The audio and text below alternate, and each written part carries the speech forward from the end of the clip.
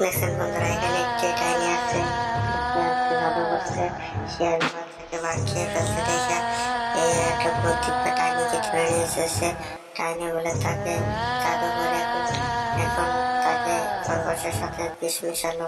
বিষ মিশিয়ে এখন বাঘকে বলতেছে, বাঘমা তুমি জাদু আলো করে এটা খাও, তোমার এখানে খাবার এসে তোমার দিনে কিছু খাও টাও না, শুকনা টুকনা হয়ে গেছো।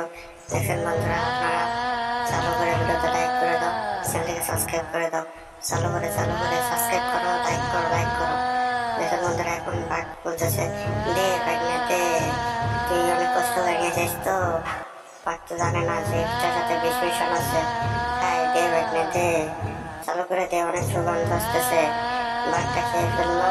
এখন দেখতেছেন বন্ধুরা, ভাগ্নে তুই আমার কি খাওয়ালি রে, বুঝো খেলা, তুই আমার বাচ্চাই খাইছিস না, এখন তুই মর।